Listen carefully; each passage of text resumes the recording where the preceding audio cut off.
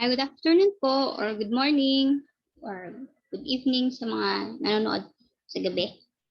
We're going to continue the topic regarding the aviators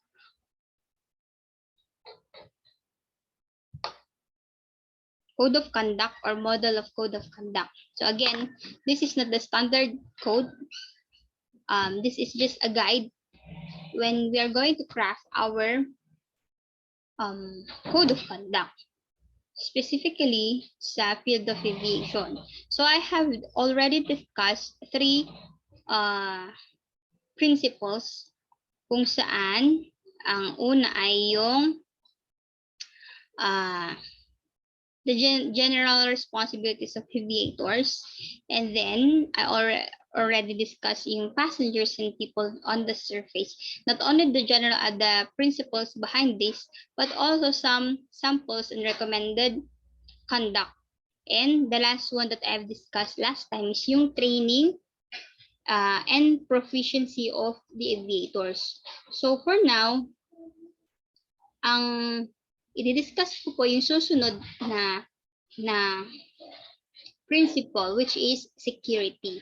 So in here, the principles in terms of security, the pilots or the aviators should first seek to maintain the security of all persons and property or properties associated with their aviation activities. So all persons, una, hindi niya sinabing property muna, but the persons, no, they're the most important na kailangan natin i-secure their security. Remember what happened to 9/11 terrorist attack. Okay? So dalawang planes yung our aircraft yung na-hijack. And of course, alam natin kung ano yung naging result. So if the pilots don't really check the security of this, something will happen, no? And then we have to remain vigilant and immediately report suspicious, reckless, or illegal activities.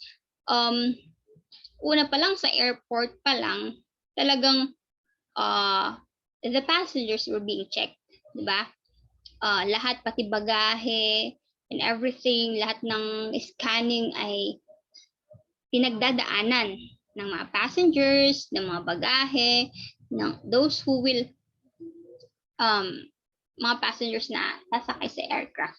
So ang mga pilots or mga aviators, no, they have to be vigilant, no, remain vigilant and be suspicious anything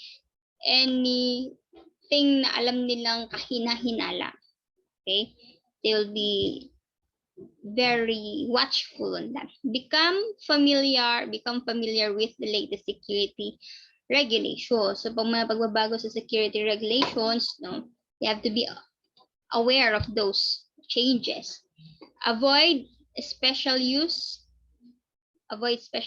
airspace except when approved or necessary in an emergency. So eto, sa tuwing may emergency lamang ay nagagamit yung mga aircraft or yung airspace natin.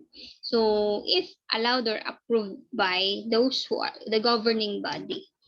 The explanation of this general principle in terms of security is we know that enhanced security awareness is essential. Napaka-importante.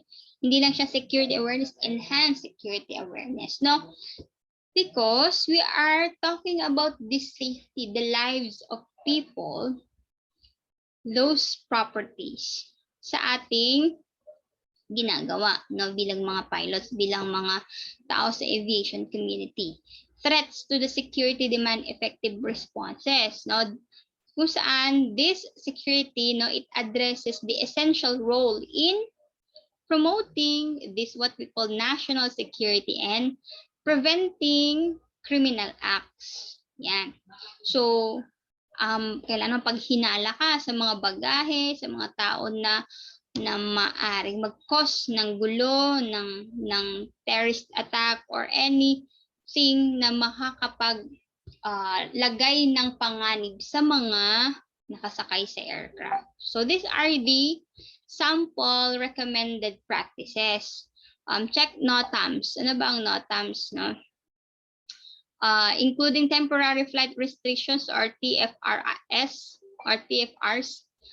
thoroughly during pre-flight preparation, and obtain updates during long flights with an emphasis on airspace restrictions. So, mayat-maya na-notify tayo ng mga nasa those who are in the airspace field, no? Sila yung mga hihingian natin ng mga updates, lalo-lalo na kapag may mga mahabang flight tayo. Periodically review military intercept procedures, no? Monitor 1 to 1.5 mH megahertz. Tama ba ako? When practicable, always use transponder with altitude encoding if equipped and operable, unless otherwise authorized or directed by the ATC. So ito, yung mga necessary actions that we have to do or we have to be reminded of, no? Itong mga kailangan yung gawin, like these are Chinese military intercept procedures, probably though this yung mga 1 to 1.5 mga ganyan-ganyan. So, malamang ay mga terminologies na kinakailangan when it comes to security sa mga aviators. Reports suspicious behavior, no? Of course, trabaho ito sa security pa lang sa airport. Pero 'di ba once in a while ang pilots bago yan lumipad ay haharap muna yan, I think, sa mga passengers, no? And we have to check, we have to act like we are securing, no, we are into the security concerns of all, no, not only yourself but sa passengers. Okay. Secure your aircraft if it will be unattended. Use additional or enhanced locks or other anti-theft mechanisms to secure all aircraft as appropriate. Usually, ano bang ninanakaw sa may aircraft, no? Yung mga systems and whatsoever is properly. Query passengers regarding hazardous materials, weapons, and ammunition in their luggage or on their person. So, maya, kaya nga meron tayong mga flight attendants. They're the ones who check carefully if some of the passengers might obtaining or owning something na maaring makapagbigay ng danger sa bawat pasero at sa buong aircraft. Confirm that ramp access gates are closed securely behind you to prevent tailgating by an authorized person. So some others are here: challenge and report irregularities, no?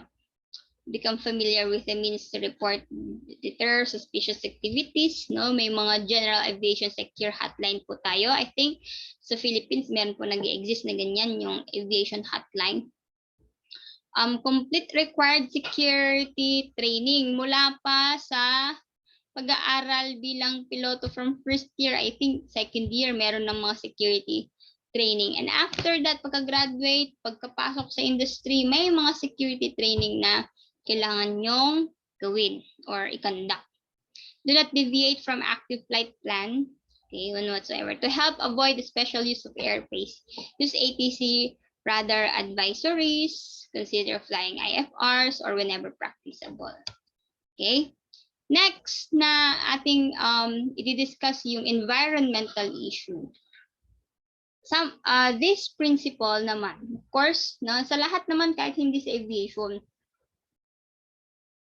kahit hindi sa aviation ay necessary na kino-consider natin itong mga environmental issues, environmental considerations. So what pilots or aviators must do?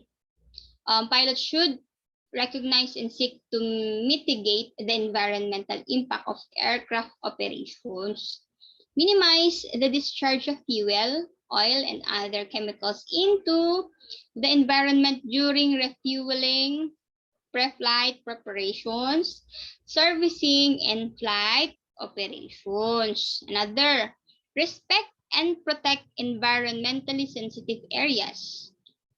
Comply with applicable noise abatement procedures and mitigate aircraft noise near noise sensitivity or sensitive areas, and review and adhere the prudent hazardous material handling procedures. Una dito, yung ini-emit na chemicals or the use of fuel or oil sa environment natin.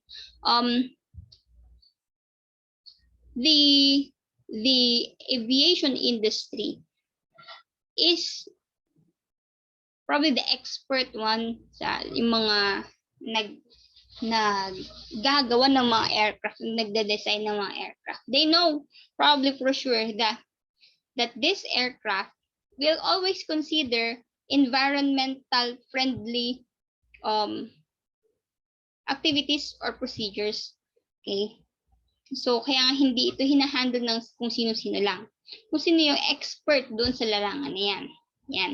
We always consider the protection of the environment and comply with these procedures no, na kinakailangan.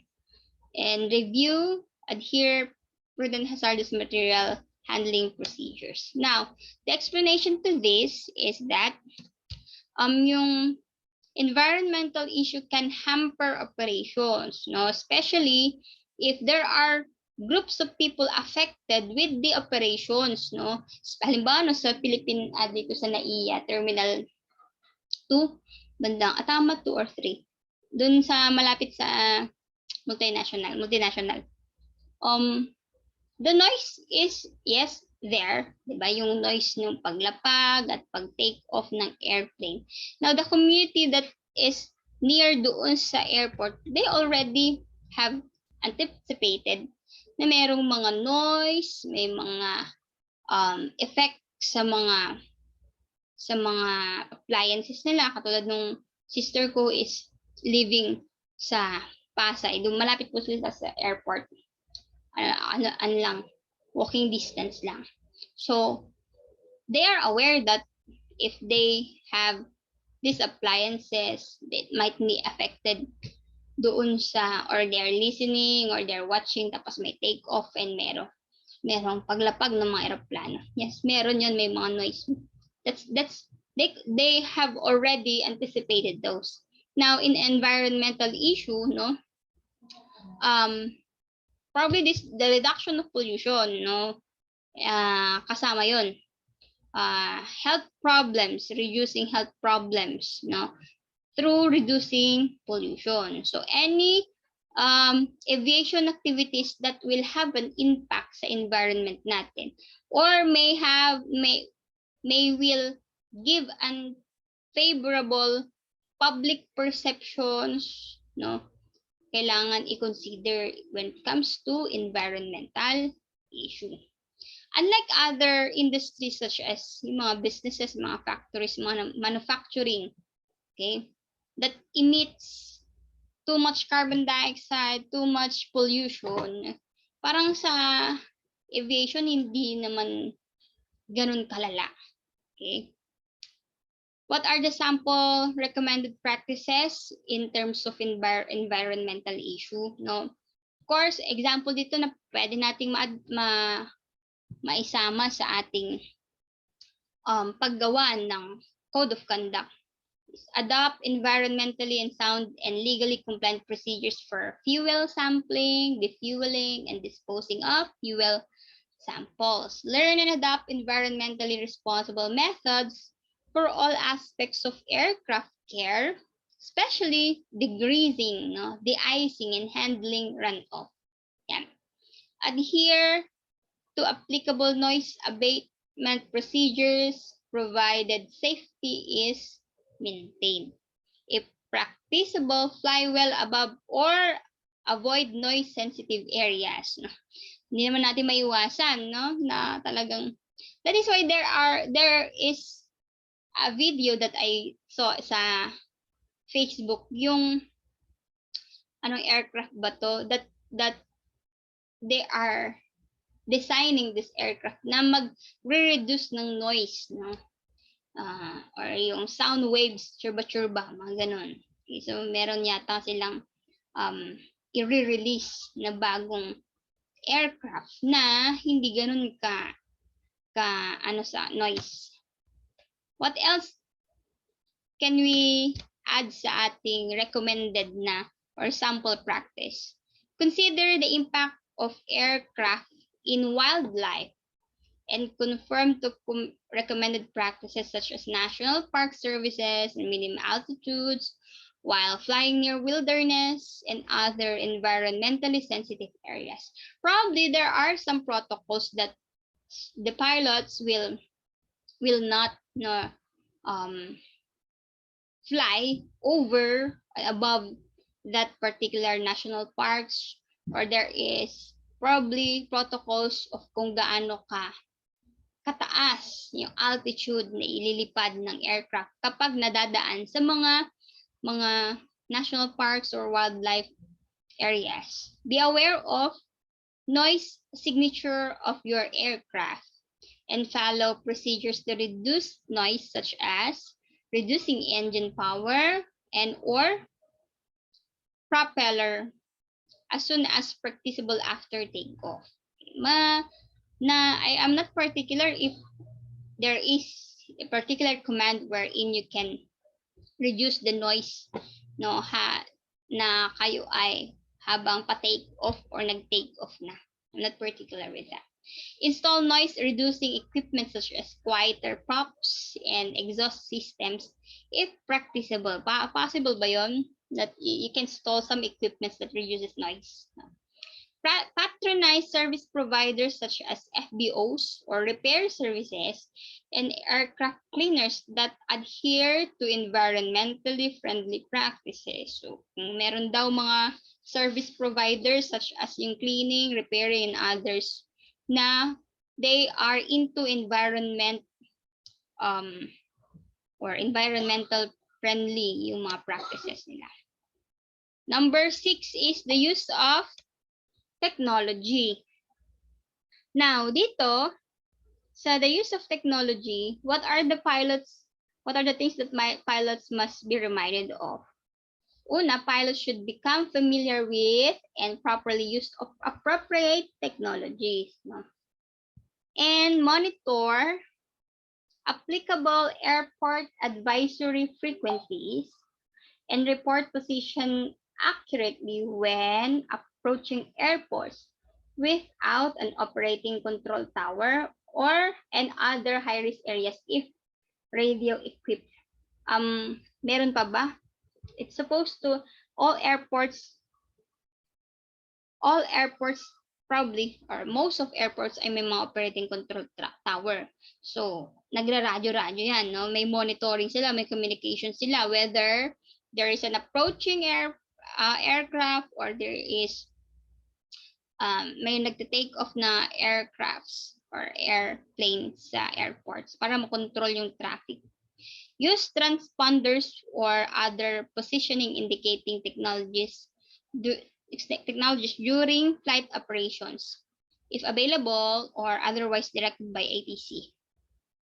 And use ATC radar advisories for VFR en route operations. Probably, these are the technical terms for the position indicating technologies. Parang kumbaga GPS, no? And carry redundantly transceivers and navigational equipment and use them in an appropriate circumstances. Of course, no?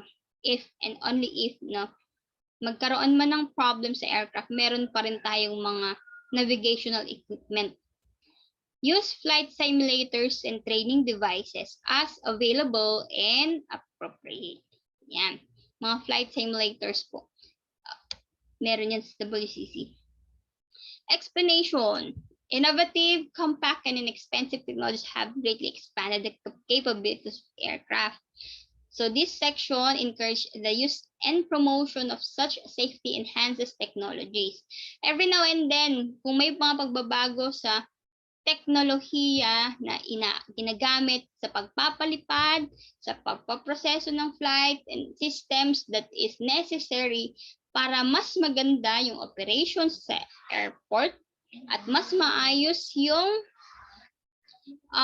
ginagawa ng mga aviators when it comes to flying an aircraft. Okay, so these are the sample recommended practices. When practicable, invest in new technologies that advance flight safety. So madaming mga aircraft or in mga companies sa aviation that really invest in advanced technology when it comes to their aircraft. So sa mga aircraft maintenance technology and sa mga aeronautics engineering, they are into this, designing for new technologies that will probably and will implement more safety flight. Yan. Learn and understand the features, limitations, and proper use of such technologies. Kasi, halimbawa, yung mga matandang pilots, they no longer know the new technologies. They're not allowed to fly aircraft.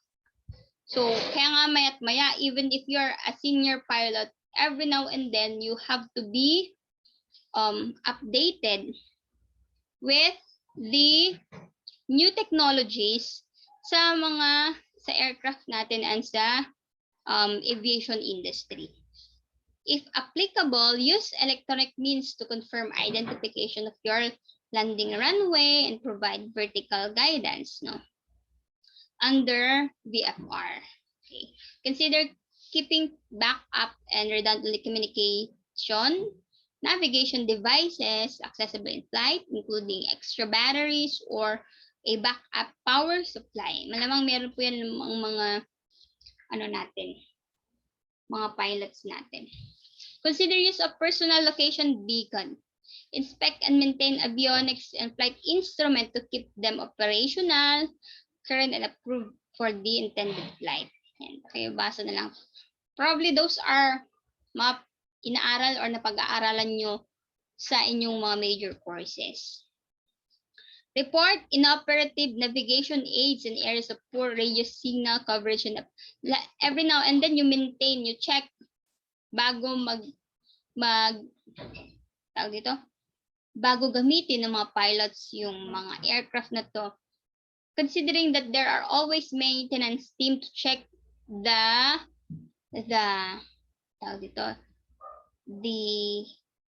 operative functions ng mga aircraft natin.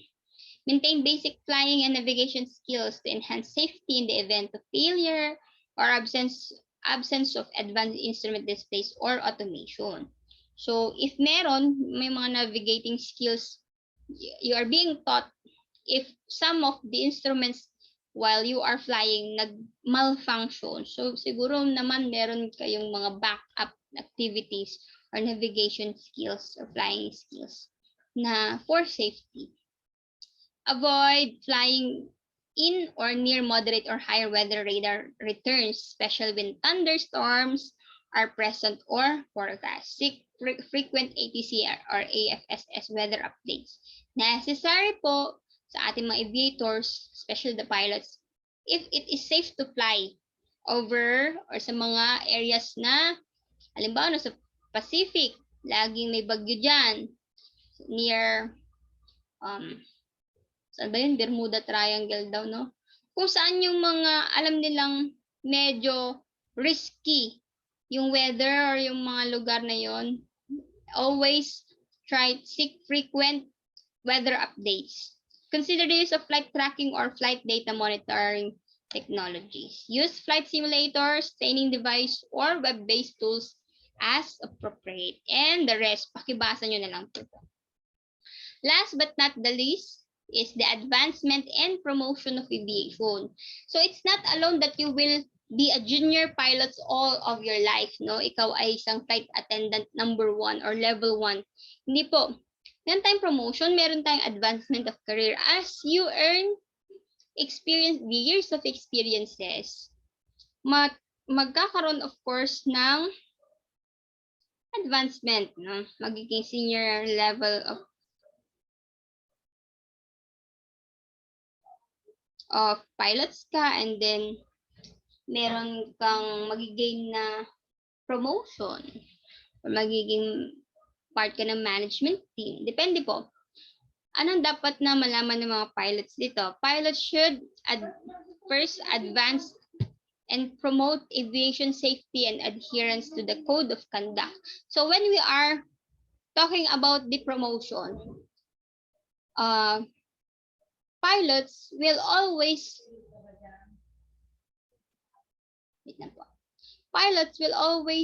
have this the knowledge and putting in action the code of conduct, volunteer in and contribute to organizations promotion that promote aviation. They use skills to contribute to society at large and encourage other pilots to do as well.